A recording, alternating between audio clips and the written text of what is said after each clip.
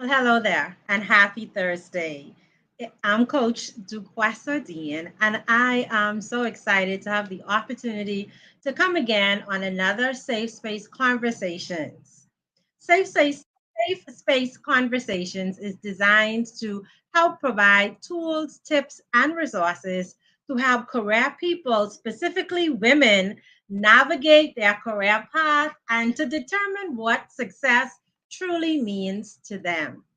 Now, after coaching women for well over 20 years, I've noticed that we have so many commonalities. Even though we believe our experiences are isolated to us, when we begin to share our stories and when we begin to talk more, we recognize that other women experience some of the very same things that we do. Now, one of the things that we experience a lot is burnout.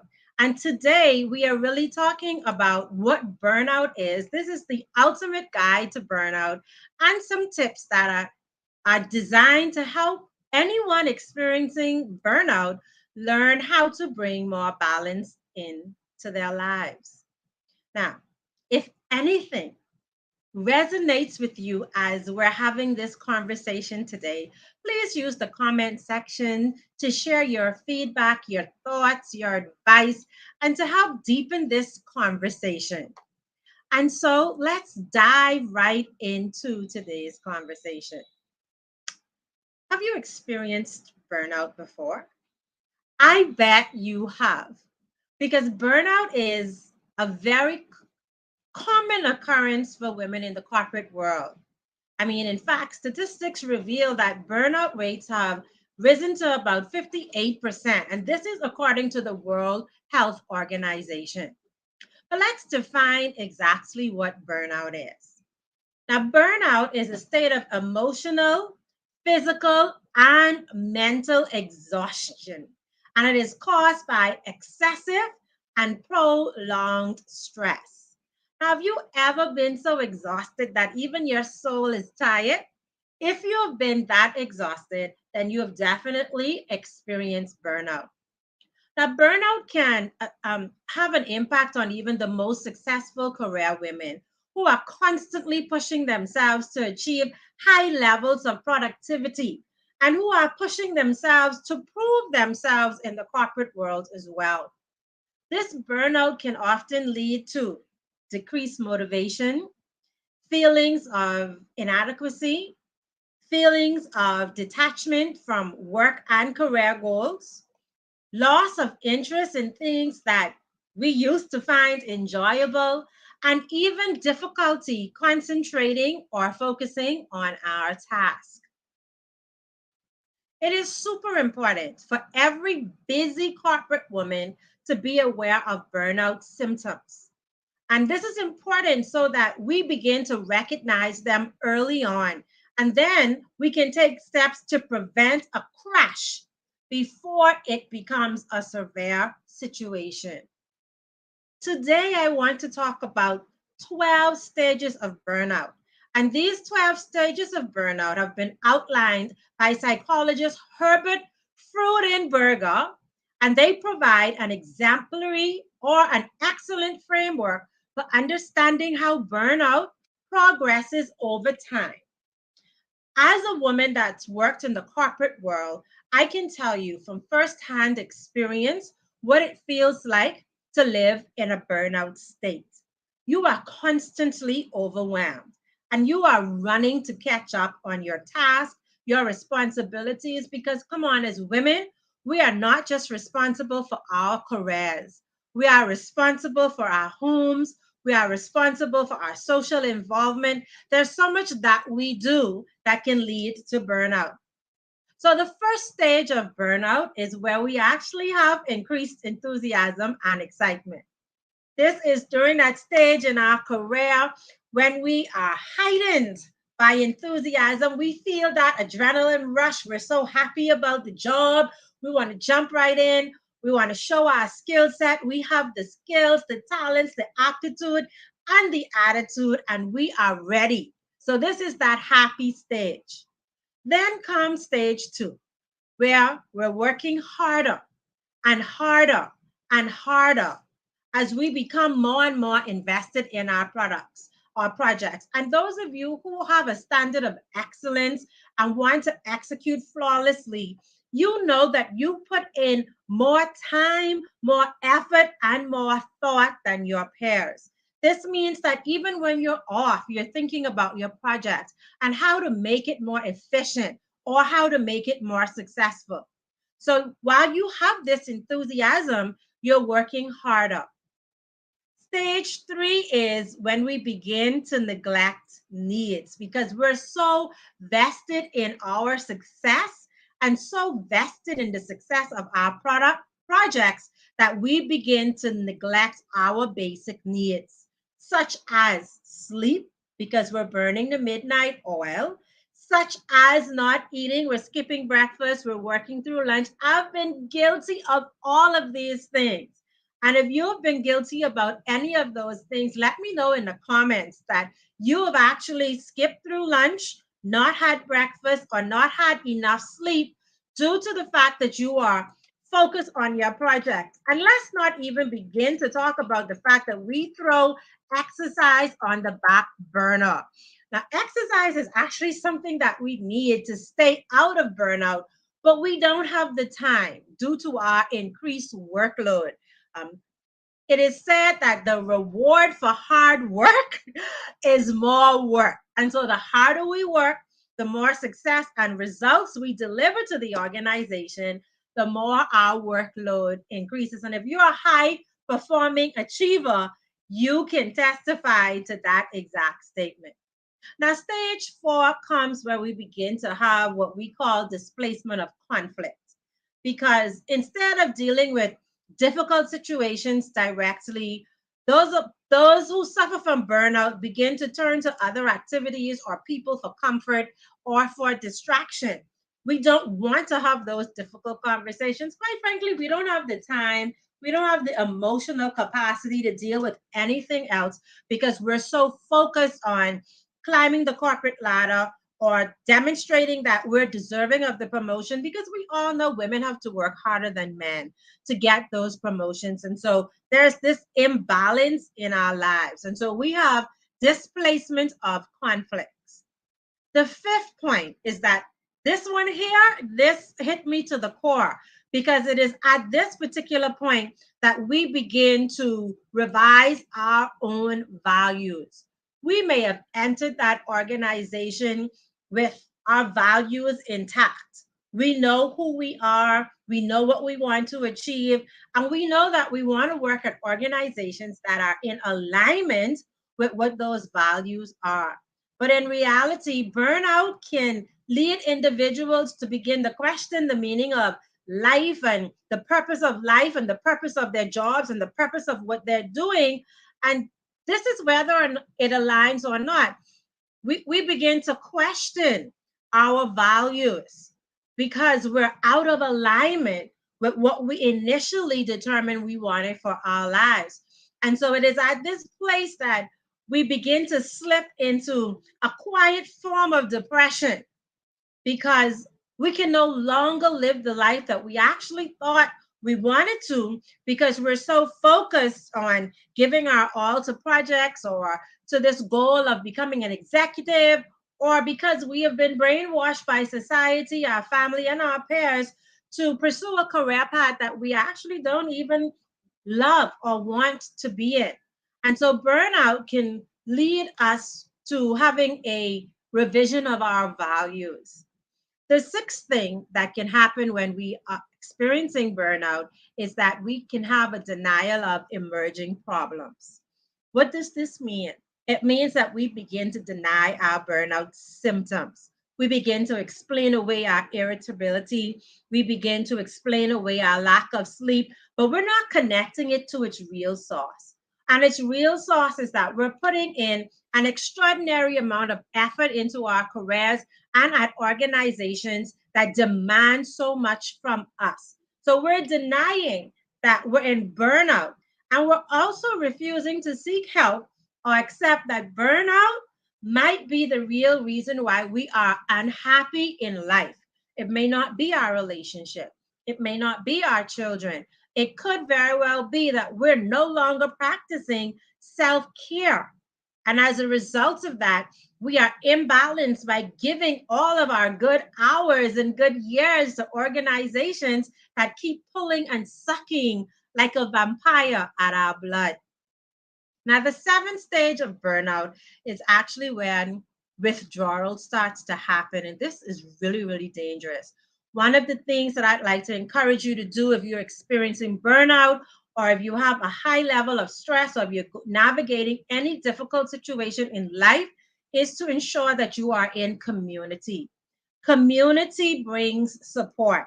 And many times, as women, particularly, we don't want to ask for help, or we don't want to feel as if we are imposing on other people. However, if you are in a strong inner circle and have a strong community, those people want to support you.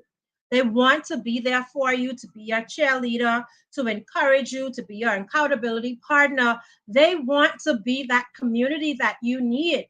In reality, we need community because it's not all the time we're going to sit on mountaintops. There are going to be experiences that bring us deep in valley situations. And when we're in those valley situations, we need support. And so stage 7 is extremely dangerous because that's when we begin to withdraw from other people, from the activities that we're usually involved in.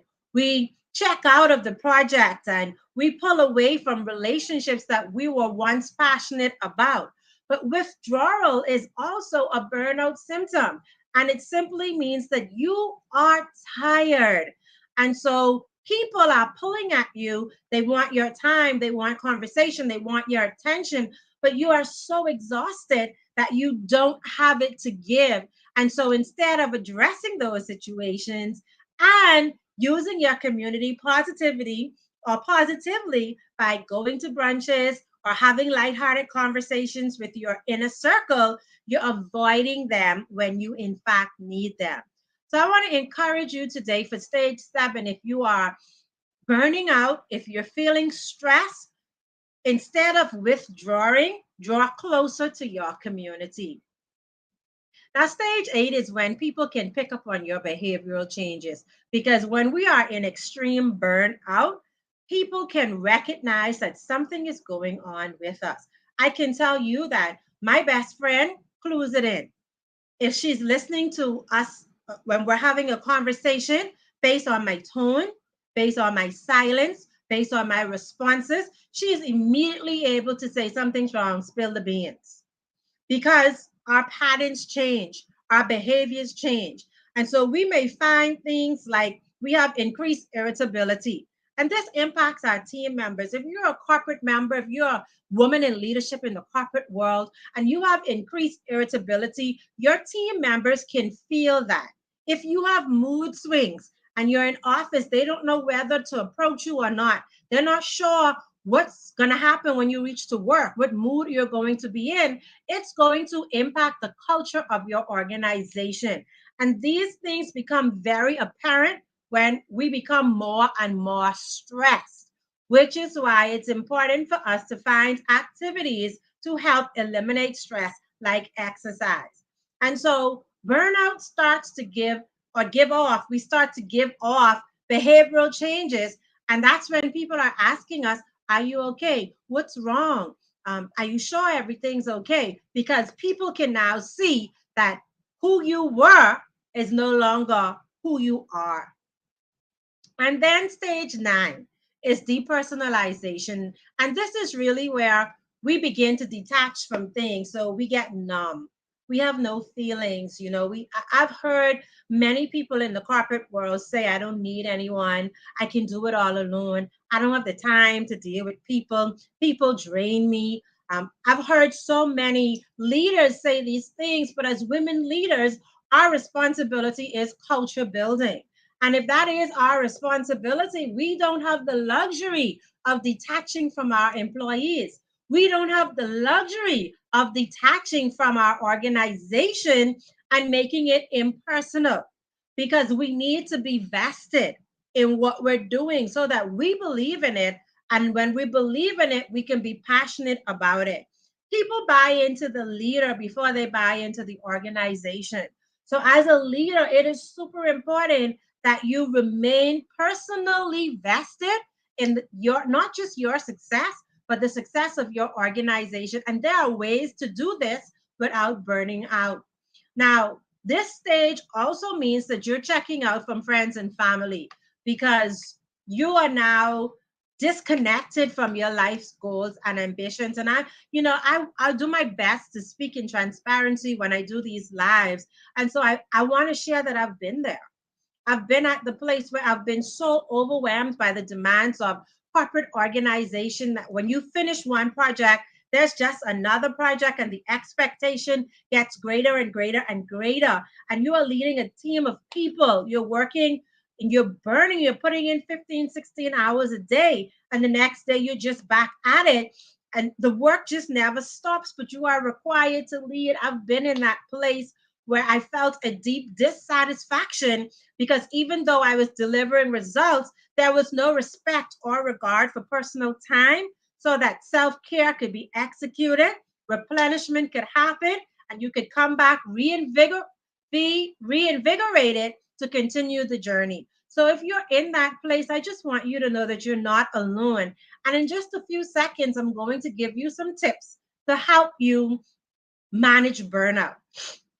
And now the 10th stage of burnout is where we feel that inner emptiness, like, there's just no purpose. It just doesn't make sense. And this is where we shift into routine living. Like we question the meaning of everything. And at this stage, we can actually tap out. We can tap out mentally, we can tap out emotionally because we feel empty inside. The 11th stage is where we slip into that depression. We can become overwhelmed with sadness and feelings of guilt and feelings of not wanting to do anything because we're in burnout. And then finally, the 12th and final stage of burnout is when we are actually having burnout syndrome, which is total exhaustion. Total exhaustion.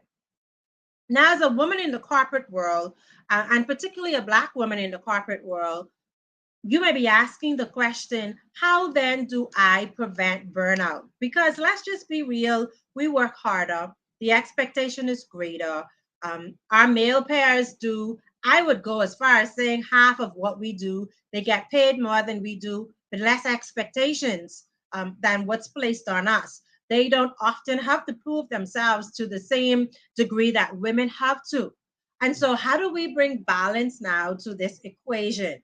Because in order to prevent buyout, corporate women must make self care a priority. That means that it's non negotiable.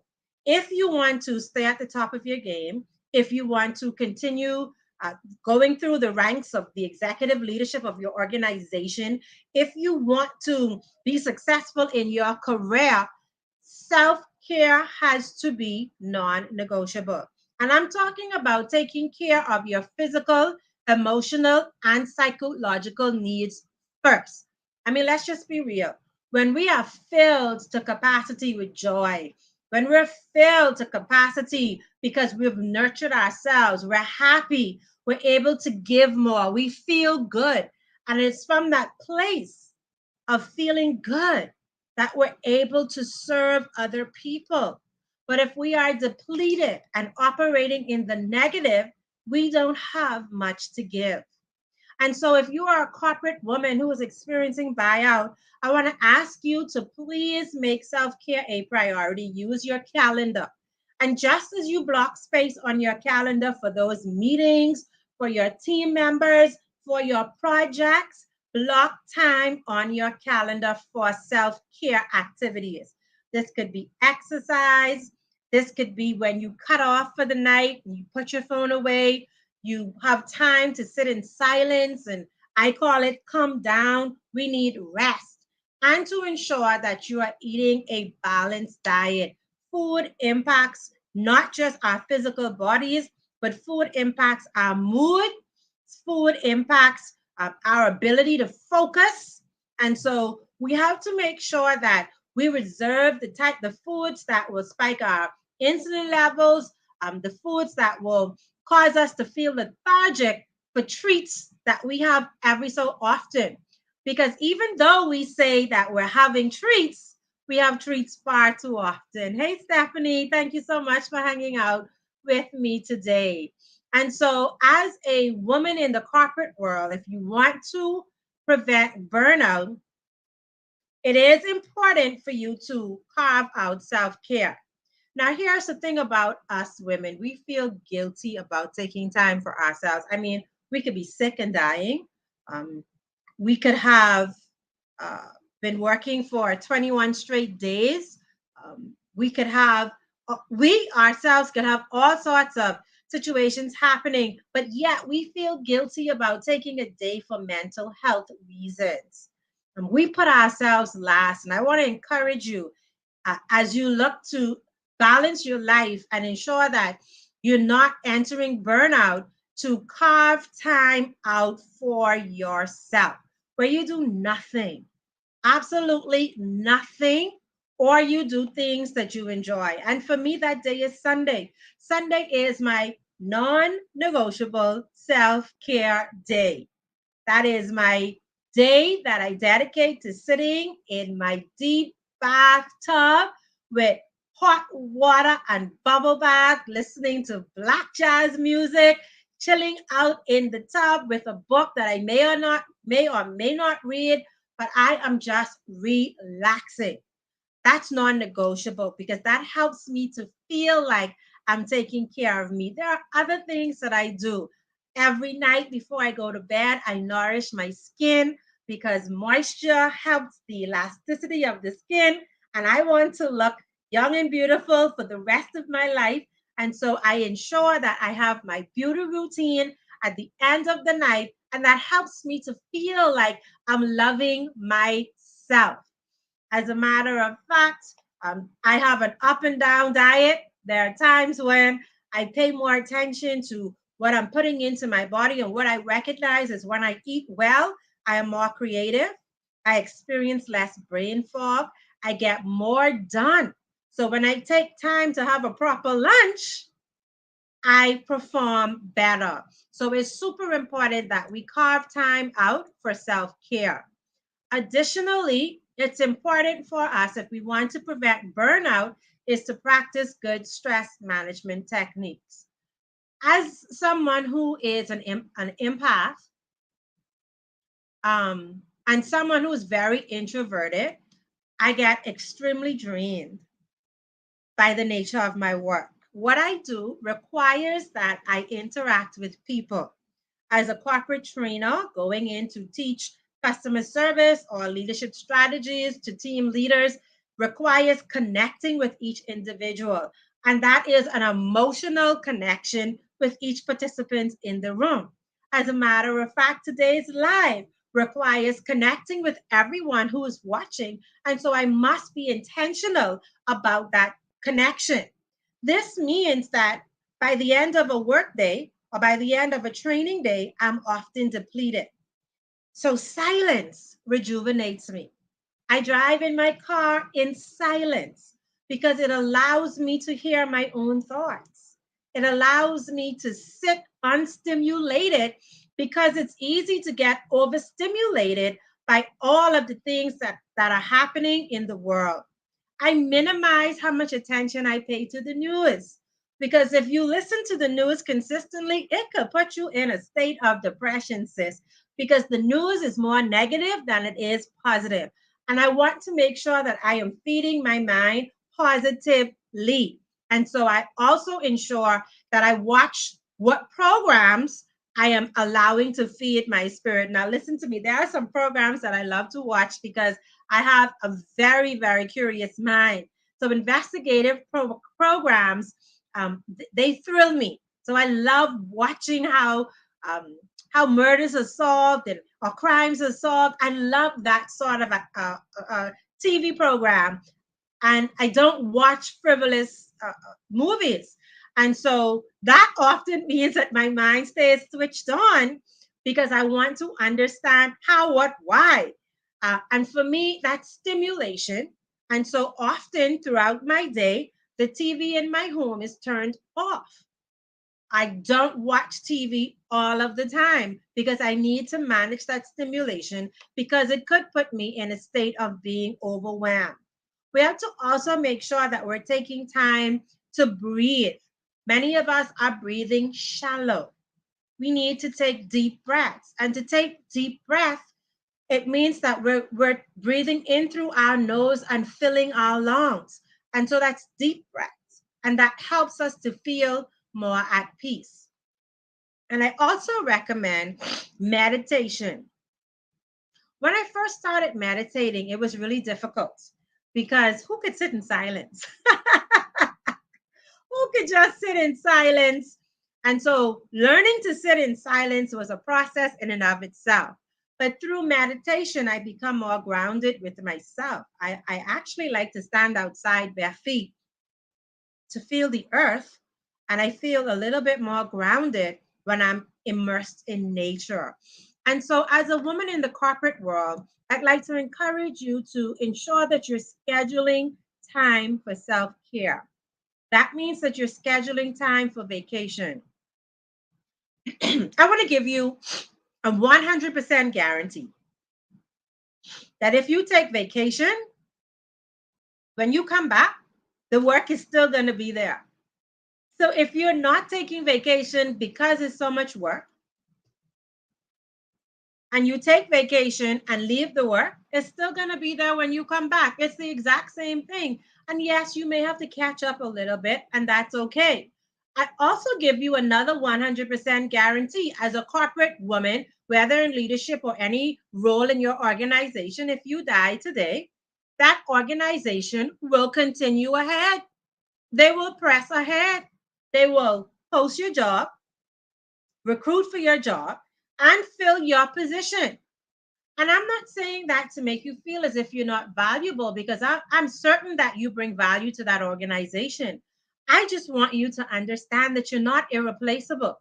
And with that in mind, it's important for you to preserve yourself so that you could have longevity of life and longevity of career wherever that career may carry you.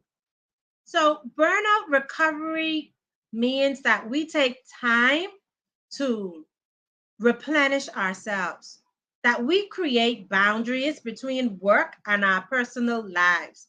We cannot be all consumed by work. And if for some reason your title, your position, your place of employment is what strokes your ego, I would like to challenge you today to do some inner healing because who you are is not determined by that title. Who you are as an individual is not determined by that job. Who you are as an individual is not tied to your organization. And so, if those things are the things that make you feel valuable, and that's why you're burning yourself out in the corporate world, that is an indication that there is some inner healing that needs to be done. So, don't cover up, instead of covering up those internal pains and trauma and voids by throwing work on top of it, make space. Make space to heal so that with healing, you can begin to have proper boundaries in place between your work and personal life, that you can prioritize rest and relaxation, and that you can engage in activities that bring you joy. And if for any reason you need professional help, I want to encourage you to ensure that you are seeking professional help. There's nothing wrong with speaking to a therapist. They can actually help guide you through some of the things that you need to heal from so that you can have more balance in your life. And so, burnout happens when we don't have sufficient boundaries in place to protect our personal lives. Secondly, burnout occurs when we don't prioritize self-care. Um, as I wrap up our conversation today, I was having a very engaging, stimulating, and almost argumentative conversation with a good friend of mine just yesterday, talking about the roles that women play in marriage. And from his perspective, there were certain roles that a woman should possess, and there are certain things that a woman should do in marriage. And this is regardless of the fact that she is balancing a career and she has other obligations as well. I want to share with you today that traditional roles were structured for the benefit of men. When those roles were created, it was during a time when men were the sole breadwinners of the family, and women stayed home and they were the nurturers of the home. That system has been broken a very long time ago. And women are now dominant. At least 50% of roles in the world are filled by women, which means that married women are working and pulling in cheese just as much as their husbands are, which means that when we're married, we have to also bring balance to our obligations to the family by ensuring that everyone is contributing to the household. It is not just a woman's role to parent a child. It's not just a woman's role to cook. It's not just a woman's role to clean. It's not just a woman's role to do laundry. Absolutely not. These are now shared responsibilities in a world where women are dominating in the boardroom, women are dominating in the corporate world. These are now shared responsibilities. And if it means that we have to hire help, then that's also okay. If you are in the position to hire help to support you in some of those roles that you have as a woman, I would encourage you to do so. Self care isn't selfish. As a matter of fact, self care is self preservation, and you are preserving yourself for longevity of life, for longevity of career, and so that you also can enjoy life. If you are just working, when will you get to enjoy the abundance that life has to bring? So, as I wrap up today, I'd like to invite you to just drop one thing in the comments that you will do this weekend to engage in self care and self preservation. Thank you for tuning in, and I look forward to speaking with you next week, Thursday. As a matter of fact, next week, Thursday, is March 2nd, and the month of March is Women's Month. So I will be coming back next week, Thursday, with a panel of guests, and we're going to be talking about how women's roles in the world or in the corporate world has changed over time. Take care, and I look forward to seeing you then. Bye bye.